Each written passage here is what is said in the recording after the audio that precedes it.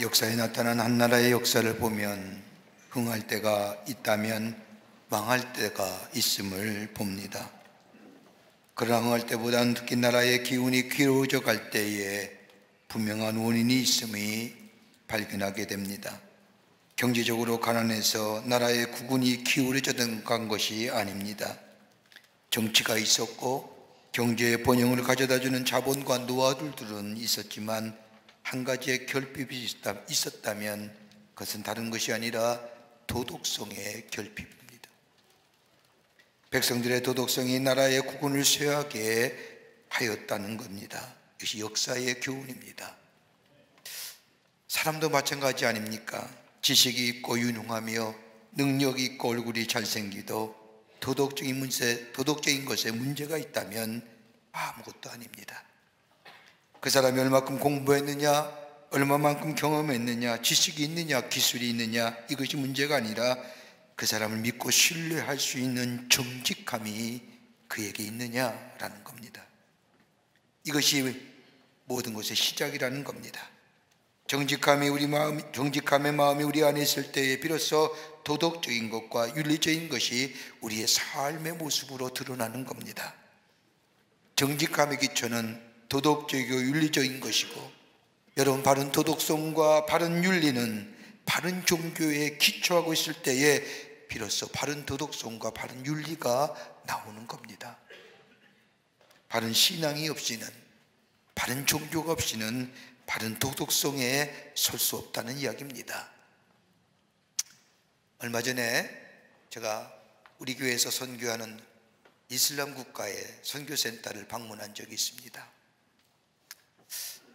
방문하는데 저를 안내하는 선교사님께서 얘기합니다. 목사님, 이것은 참 어두운 곳입니다.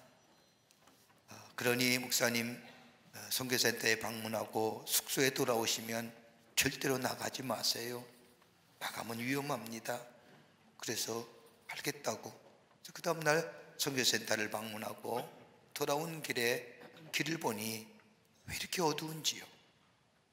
마치 잿빛 색깔 같은, 잿빛 구름 같은 그것이 도시 전체를 휘감는 것 같고, 사람들의 얼굴에는 검은 수염에 검은 옷들을 입는 그 모습을 보면서 거리가 얼마나 어두운지요. 그리고 왜 이렇게 거리가 지저분한지 모릅니다. 그 선교사의 말씀대로 선교센터에 돌아와서, 숙소에 돌아와서 나가지 말라고 하니까 나가지 않았지요.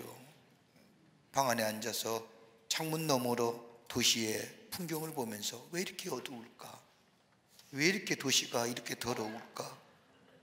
그래서 다음날 만나서 선교사에게 물어봤습니다. 도대체 이 나라, 이 도시가 왜 이래요? 그랬더니 저들이 믿는 종교는 참된 종교라고 얘기하지만 종교가 저들의 삶에 아무런 영향을 미치지 못한다는 겁니다. 그래서 거짓말도 많이 하고 다른 사람 물건을 훔치기도 많이 하고, 그것이 참 안타깝습니다. 그런데 이 마지막 말미에 선교사님이 하시는 말씀이 아직도 제 마음속에 남아 있습니다. 종교가 바뀌지 않으면 이 나라는 절대 변하지 않습니다. 종교가 바뀌지 않고는 이 나라는 변하지 않습니다 라고 합니다. 아무리 저들이 믿는 종교가 훌륭하다 할지라도 그 종교가 저들의 삶 속에 영향을 미치지 못한다는 겁니다. 오늘 본문의 말씀인 예레미야서는 유대 역사의 가장 어두웠던 시대에 하나님의 말씀을 선포한 예언자 에레미야의 말씀입니다. 에레미야서의 전체의 주제는 다른 것이 아닙니다. 너희는 가서 외쳐라, 망한다고, 그리고 구원은 하나님께만 있다고, 그렇게 하나님께로 돌아오라고 하는 것이 에레미야서의 전체의 주제입니다. 예루살렘은 망한다는 겁니다. 하나님의 임재를 상징하는 예루살렘 성전은 불타 없어진다는 겁니다. 그리고 하나님의 백성이라고 생각했던 이스라엘 백성은 저 바벨론의 이방 나라에 잡혀가 70년간 포로 생활할 것이라는 겁니다. 민족의 참담한 시련 앞에 이 엄청난 예언의 말씀, 심판의 말씀을 전할 에레미야는 창자가 끊어지도록 아팠습니다. 그리고 얼마나 울었는지 그를 가리켜서 눈물의 예언자라고 부릅니다.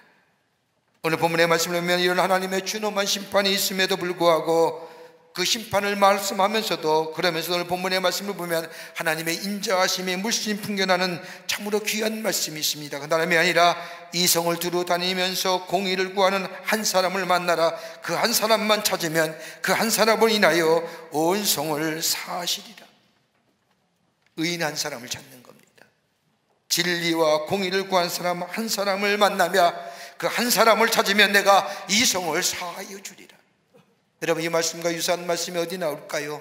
창세기에 나오는 말씀입니다. 소돔과 고모라가 죄가 관영하여 하나님이 심판하시게 될 때에 아브라함이 하나님께 기도하지 않습니까? 하나님, 저 땅에 의인이 있는데 의인까지 죽이셨습니까? 그때 의인 50명이면 저 소돔과 고모라를 구원해 주시겠습니까? 하나님이 약속하십니다. 그렇다고. 그런데 아무리 찾아봐도 의인 50이 없지 않습니까? 나중에 의인이 10명이 없어서 저 소돔과 고모라가 하나님 앞에 심판받아 불로 태워진 것을 보게 됩니다. 왜 하나님의 의인을 찾으실까요? 하나님의 의인을 찾으신 이유가 어디 있을까요? 의인 10명이 뭐 그리 중요한 인물이라고. 왜 하나님은 의인 10명을 찾으시고 오늘 본문 말씀에 진리를 구하고 공의를 행하는 의인 한 사람만 찾으면 내가 이 상을 사하여 주리라고 하신 이유가 어디 있을까요? 그건 다름이 아니라 의인이 있으면 소망이 있기 때문입니다. 의인이 있으면 기대가 있기 때문입니다. 언젠가 이 은혜에 의하여 다른 사람의 구원을 받게 되고 죄악이 물러갈 것이고 언젠가는 의인을 통해서 구원의 역사가 일어날 것이기 때문입니다. 한 사람 한 사람이 좋은 영향을 받아서 구원을 받게 되는 날을 기대하기 때문에 하나님은 의인을 찾으신다는 겁니다. 하나님의 임박한 심판이 이스라엘에게 다가왔습니다. 구원의 가능성도 사라졌습니다. 아무리 돌아봐도 다 부패한 것뿐입니다. 정치도 경제도 종교도 부패했습니다. 돌이켜 회개하여야만이 살 길이 있음을 전하기보다는, 간곡히 돌아오기만 기다리는 하나님의 마음을 전하기보다는, 하나님의 사람이란 제사장들이나 선지자들은 하나님의 준엄한 심판의 말씀보다는 잘 될 거야, 좋아질 것이라고 저들의 마음을 거짓된 것으로 유혹하는 저들 앞에 에레미야는 너희가 만일 공의를 행하며 진리를 구하면 한 사람만 찾으면 내가 이 성을 사하여 주리라. 의인 한 사람. 여러분, 지금 우리는 죄가 관영한 시대에 삽니다. 조금만 방심하면 죄에 넘어지는 시대입니다. 여러분, 죄에게는 죄 짓는 여러 가지 방법이 있지만 크게 세 가지로 합니다. 내가 스스로 죄 짓는 것. 두 번째는 뭐예요? 다른 사람을 죄 짓게 하는 것. 세 번째는 뭐? 법과 제도를 가지고 죄를 남용하는 것. 차별금지법이 그런 법이에요. 그 법을 만들면요, 교회에서 절대로 동성애 얘기 못합니다. 로마서 1장 16절과 17절 말씀 설교 못합니다. 그 말씀할 때에 동성애자가 그거 차별하는 거요 라고 얘기하면 안 됩니다. 설교 못해요. 말씀 좀. 법과 죄들을 가지고 죄를 남용합니다. 죄악이 관영한 시대에 하나님이 찾으시는 의인 한 사람, 의인 한 사람만 있으면 이 성을 사하시겠다고 하는 하나님의 말씀, 하나님이 찾고 계신 분은 사람은 누구일까요? 어떤 사람이 하나님의 귀한 구원의 역사에 쓰임받을까요? 우리 모두가 하나님의 구원의 역사에 쓰임받는 하나님의 사람들이 되기를 간절히 축원합니다. 어떤 사람이 될까요? 오늘 본문은 몇 가지로 이렇게 귀한 말씀해 주십니다. 첫째는 공의를 행하는 사람입니다. 하나님이 찾으신 사람은 공의를 행하는 사람입니다. 그러기에 공의를 행하며, 여러분, 정의와 공의는 다른 겁니다. 정의는 사회와 공동체를 위한 옳고 바른 도리가 정의입니다. 그러기에 누구나 공정하고 공평하게 대하여 여기는 것을 말합니다. 실천적 행위를 말할 때 우리는 정의롭다, 정의다, justice라고 얘기하는 겁니다. 그러기에 여러분, 정의를 외치는 거 대단한 거 아닙니다. 또 정의는 소수의 전유물도 아닙니다. 근데 공의는 다른 면입니다. 공의는 히브리어로 미슈파트라고 하는데 이 단어는 심판과 재판과 법령에 기저한 것으로 견고함, 정직함, 신실함을 얘기하는 겁니다. 여러분, 정직함과 신실함과 견고함은 어디서 나오는 겁니까? 다름이 아니라 거룩함과 경건함이 있을 때에 이 공의로움이 드러나는 겁니다. 다른 말로 말하면 하나님을 두려워하는 자의 마음에 기대할 수 있는 것이 공의로운 겁니다. 다시 말한다면 거룩함과 경건함이 우리 안에 있을 때에 거기에 흔들리지 않는 정직과 신실함이라 공의라고 얘기한 것들이 드러나는 겁니다. 공의로움은 자기의 실천적 행위에서 나타나는 것이 아닙니다. 자기의 실천적 행위에서 얻어지는 것이 아닙니다. 위로 내리시는 하나님의 은혜, 이 은혜가 우리 안에 넘치게 될 때 거기에 얻어지는 것이 공의로움입니다. 말씀을 읽을 때에, 말씀을 들을 때에 우리 안에 하나님을 경외하는 믿음이 생깁니다. 이 믿음이 우리를 거룩하게 하고 구별되게 하고 더 나아가 우리를 의롭다 여깁니다. 나의 절대적인 의로움이 아닙니다. 예수를 믿는 믿음으로 인하여 죄로 인하여 죽을 수밖에 없는 이들, 죄의 싹은 사망임에도 불구하고 우리의 죄를 위하여 대신 죽으신 예수 그리스도의 십자가의 의로움이 우리를 덧입혀줄 때에 우리가 의롭다 여김을 받는 겁니다. 그러기에 로마서 5장 1절의 말씀을 보면 우리가 믿음으로 의롭다 하심을 얻었으니, 어떤 믿음이요? 십자가의 대속의 사건을 믿게 될 때에 우리를 의롭다 여겨 주신다는 겁니다. 하나님의 전적인 은혜예요. 은혜. 우리가 연약했을 때에, 우리가 죄인 되었을 때에, 우리가 하나님과 원수 되었을 때에도 불구하고 여전히 우리를 사랑하시는 그 하나님의 사랑, 내가 비로소 내 죄를 깨닫고 십자가의 대속의 은총을 경험하며 예수님이 내 죄를 위하여 십자가에 달려 돌아가신 것을 내가 믿게 될 때에, 그 하나님의 사랑을 깨닫게 될 때에 비로소 내 마음속에, 내 삶 속에 하나님이신 의로움이 나를 덮어주신다는 거예요. 여러분, 예수를 믿고 예수를 따르는 사람의 신앙의 구조를 분석하면 크게 두 가지로 하는 거예요. 하나는 은혜 중심의 세계관을 사는 겁니다. 모든 것이 다 하나님의 은혜라고 사는 사람입니다. 언제든지 하나님의 은혜 가운데 나의 일들을 생각하는 겁니다. 내 존재, 내 현실, 내 삶의 일들 다 은혜의 관점에서 바라봅니다. 잠깐 동안은 모순된 것처럼 보일지 모르지만은 다 모든 것이 하나님의 은혜라고 생각합니다. 내가 육신에 병든 것도 내 건강 내가 스스로 지키고 내가 자신한 줄 알았는데, 하나님이 내게 건강 주셔야만이 내가 건강하구나. 하나님의 은혜를 깨닫게 하는 것, 혹 내가 실패하여 넘어질 때라도 그 실패는 나로 하여금 교만하지 않게 하기 위해서 하나님의 사람으로 겸손하기 위해 주신 하나님의 또 하나의 은혜의 기회라. 뭘 보더라도, 뭘 생각하더라도 은혜의 관점으로 바라보며 사는 사람들, 믿음의 사람. 또 하나 있다고 한다면 인과응분적인 세계관입니다. 보상적 심리관. 내가 진실하게 사니까 복 받는 것이고, 내가 선하려 하니까 하나님께서 은혜를 주시는 것이고, 내가 거룩하게 하니까 우리 주님이 날 영접하신 거고, 내가 이렇게 했으니 이런 보상이 찾아. 여러분, 이건 다분히 인본주의고 다분히 세상주의. 여러분, 인간의 역사는 언제나 인간 중심의 역사입니다. 나의 역사입니다. 가만히 그 안에 보면 보상의 역사입니다. 내가 이런 일 했으니까 하나님이 기뻐하시겠지, 그리고 보상해 주시겠지. 내가 이런 일을 저질렀으니 하나님이 심판하시겠지. 여러분, 자기중심의 사람이요, 인본주의 사회에 접어든 사람은 언제나 보상의 관점에서만 생각합니다. 그러기에 우리 사회에 나는 일어나는 갈등들 가만히 보십시오. 내가 이만큼 시간 투자해요, 내가 이렇게 일했으니 이만큼은 받아야지. 안 받으니까, 안 되니까 뭐예요? 스트라이크.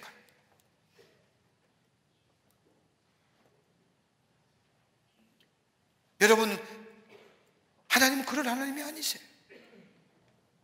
내가 어떤 일을 해서 그로 인하여 기뻐하시고 분노하시는 하나님이 아니라는 겁니다. 우리가 매일매일 주일마다 예배할 때마다 고백하는 것, 하나님은 사랑이십니다 라고 하는 이 고백은 실패했을지라도 성공했을지라도 잘못을 저질렀다 할지라도 그저 돌아오기만 하면 받아주시고 우리의 주의를 회복시켜 주시고 우리를 새롭게 해주실 뿐 아니라 하나님의 사람으로 함께 더불어 기쁨과 감사와 감격을 누리게 하시는 하나님. 여러분, 이 은혜를 경험하면요, 이 사랑을 경험하면 긍휼히 여기는 마음이 자비로운 마음이, 다른 사람을 향하여 선을 베푸는 마음이 있어지게 됩니다. 여러분, 왜 그럴까요? 공의로움. 하나님의 은혜가 있고 하나님의 사랑이 있고 하나님에 대한 거룩함과 신실함이 있을 때에 그 사랑이 내 마음에 넘치니 다른 사람의 아픔을 함께 할 수 있고 긍휼히 여기는 마음, 돕고 싶은 마음, 섬기고 싶은 마음. 하나님 이런 자를 찾는 이 한 사람을 찾는 여기 하나님의 구원의 역사가 공의를 행하는. 두 번째는 진리를 행하는 자, 진리를 구하는 자입니다. 하나님이 찾으신 사람은 진리를 구하는 자라는 겁니다. 여러분, 진리가 어떤 걸까요? 변함치 않는 것이 진리입니다. 누구에게나 적용될 수 있는 것이 진리입니다. 세월이 가도 시간이 지나도 변하지 않고 모든 사람에게 적용될 수 있는 것, 진리.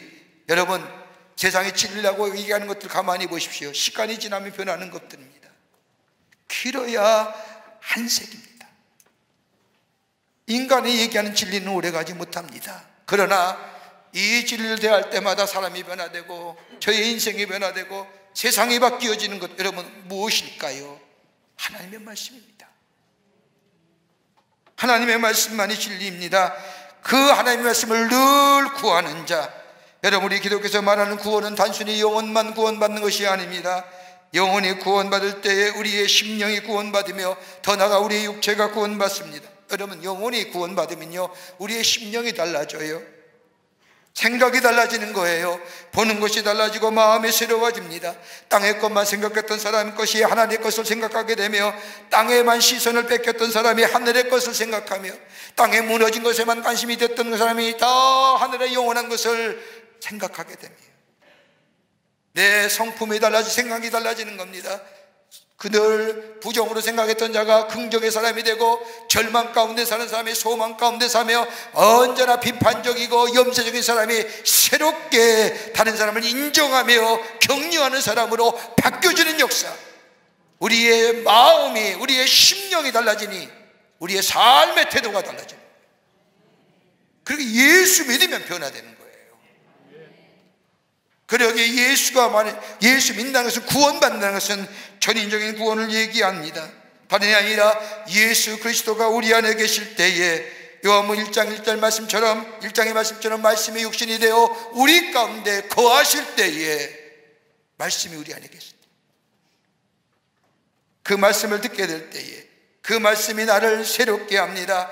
그 말씀을 들을 때 내가 새롭게 변화됩니다. 나를 성화하게 합니다. 그 말씀을 들을 때 우리의 삶이, 우리의 영이 건강해집니다. 더 나아가 윤택해집니다. 그리고 깨끗하고 순수한 믿음의 사람으로 만들어줍니다. 여러분, 말씀이란 말을 원문에 보면 헬라어로 두 가지로 표현합니다. 하나는 뭐예요? 로고스, 진리죠. 일반적인 하나님의 말씀을 지칭하는 거예요. 요한복음 1장 1절에 나오는 말씀처럼 태초의 말씀이 계시니라, 원초적인 진리, 그 말씀이 육신이 되어 우리 가운데 거하시니라. 하나님 말씀이 우리 가운데 거하신다는 거예요. 다 원초, 보편적인 거예요. 근데 또 하나의 말씀이라는 표현이 레마입니다. 내만 한다는 것이 아니라 말씀 중에 성령의 감화로 내게 주시는 말씀, 갈등의 말씀이라도 내게 하시는 말씀, 그 말씀이 나를 변화시키고 나로 하여금 새로운 사람으로 만들며 나에게 사명과 비전을 주시는 말씀. 여러분, 이렇게 똑같은 말씀을 듣지만 어떤 사람은 감동으로, 감격함으로 듣지만 어떤 사람은 졸고 있지 않습니까? 이런 데도 안 계세요? 대단한 분입니다. 어떤 사람은 똑같은 말씀을 들어도 내게 은혜가 되고 내게 감격이고 감동으로 오는데, 어떤 사람은 아무런 느낌이 없는 거예요. 레마의 말씀, 내게 주관적으로 주시는 말씀, 이 말씀에 의하여 살아가는 자, 절대적인 거예요. 진리를 구하는 자, 내게 하시는 하나님의 말씀을 구하는 자. 여러분, 마태복음 8장의 말씀을 보면 예수님께 칭찬받은 백부장의 믿음이 나옵니다. 성경의 말씀을 보면 백부장이라는 사람이 3명 나옵니다. 하나는 마태복음 8장에 나오는 백부장과 또 하나는 예수님이 십자가에 달려 돌아가셨을 때 십자가 밑에서 예수님의 죽음을 보고 저 사람이야말로 진정 하나님의 아들이라고 외쳤던 사람, 또 하나는 고백했던 사람, 또 하나는 고넬료지요. 근데 여러분 마태복음 8장의 말씀에 나온 백부장의 믿음 보세요. 여러분 로마의 제국주의에 가장 선봉했었던 사람입니다. 부귀와 명예가 보장된 사람. 자기가 맡은 지역을 잘 관리하기만 하면 나중에 로마로 돌아가 부귀와 영화를 누릴 사람입니다. 그런데 이 집에 하인이 병든 겁니다. 그것도 로마 사람이 아닌 유대인입니다. 방도를 다 써봤습니다. 낫질 않습니다. 그런데 들려오기를 저 나사렛 동네에서 태어난 저 갈릴리 호수에서 복음을 전하는 저 예수란 사람이 다 고쳐주더라. 이 말을 듣는 이 백부장이 자신의 하인의 병을 고치기 위해서 예수님을 찾아옵니다. 로마의 제국주의의 힘의 권력의 상징인 사람입니다. 저 예수, 저 나사렛 동네에 저 갈릴리 호수 주변에 사람들을 몰려다니며 하나님의 말씀을 전했던 사람, 로마 입장에 보면 별로 탐탁지 못한 사람. 거기에 머리를 조아리며 내 하인이 병들었습니다. 고쳐주십시오. 예수님이 말씀하지 않습니까? 내가 내 집에 가리랴. 이때 이 백부장이 아닙니다. 나는 당신이 내 집에 들어오심을 나는 감당치 못합니다. 말씀만 하시옵소서. 그럼 내 하인의 병이 낫겠습니다.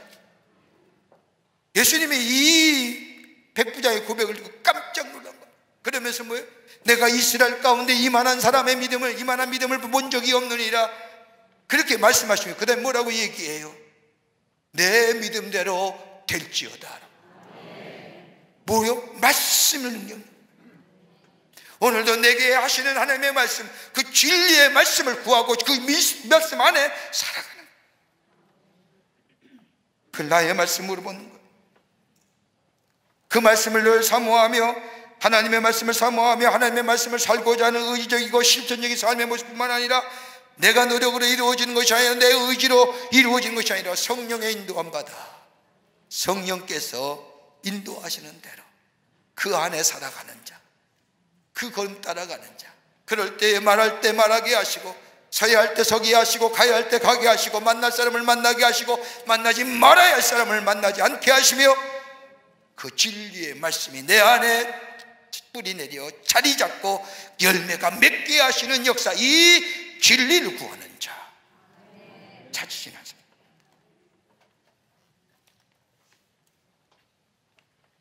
하나님은 이런 사람을 통하여 하나님의 구원의 역사를 이루어 가시고 하나님의 귀한 일들을 그에게 맡기실 뿐만 아니라 그에게 하늘의 축복을 허락하여 주신다는 겁니다. 끝으로 정직한 사람입니다. 정직한 믿음의 사람을 하나님이 찾으신다는 겁니다. 오늘 에레미야서 5장 2절의 말씀을 보면 그들이 여호와의 사슴으로 맹세할지라도 실상은 거짓 맹세니라. 바꾸어 말한다면 거짓된 믿음입니다. 거짓된 믿음으로 하나님 앞에 맹세할지라도 하나님께서 응답하지 않는다는 겁니다. 하나님이 정직한 믿음의 사람을 찾으십니다. 정직한 믿음. 여러분 다윗 왕을 보십시오. 그는 분명히 허물이 많은 사람입니다. 여러모로 용서할 수 없는 죄를 지은 사람입니다. 그런데 하나님은 이런 다윗을 향하여 내 종 다윗은 정직한 사람이라, 내가 마음에 합당한 사람이라. 여러분 다윗을 인정했던 것은 딱 하나예요. 정직한 믿음. 여러분 시편 51편 말씀을 보세요. 51편 말씀을 보면 다윗이 하나님 앞에 얼마나 정직한 인생으로 살아가기를 원했는지 나옵니다. 시편 51편 10절의 말씀을 보면 하나님이여 내 속에 정한 마음을 창조하시고 내 안에 정직한 영을 새롭게 하소서. 정직한 영을 새롭게 하소서. 매일매일 새로워하지. 여러분 정직한 영은 순간에 만들어지는 거 아니에요. 내가 예수 믿었다고 오늘 예수 믿은 후에 내 안에 정직한 영이 바로 생기는 게 아니라는 거예요. 여러분 우리를 그리스도인답게 만드는 게 뭘까요? 저 세상의 사람들이, 아니 나와 가까운 사람들이, 안 믿는 사람들이 내가 예수 믿는 사람임을, 예수의 사람을 그리스도인답게 생각하는 게 어떤 걸까요?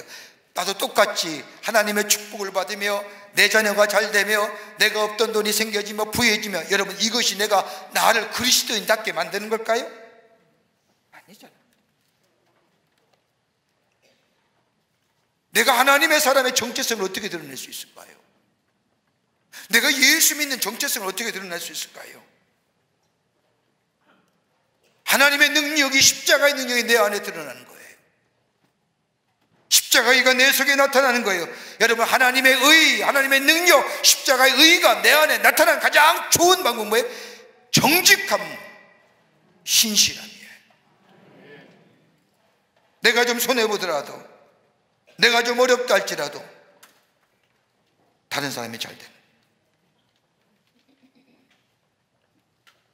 몇 년 전에 우리나라의 백성의 의식 구조를 조사한 연구 발표가 있었습니다. 그 가운데 눈에 띄는 게 하나 있어요. 우리나라 사람 중 63%가요 정직하게 살면 손해본다고 얘기해요. 얼마나 섬뜩한 얘기예요. 그러니까 우리의 사회는 불신의 사회라는 거예요. 정직하게 살면 손해본다는 거예요.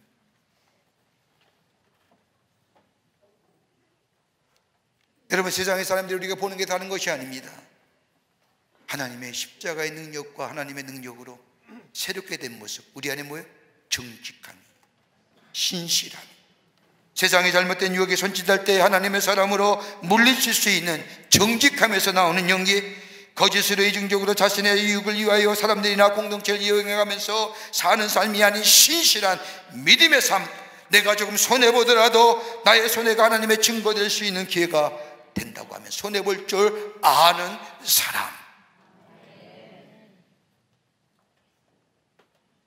이런 사람을 하나님이 찾으신다는 거예요.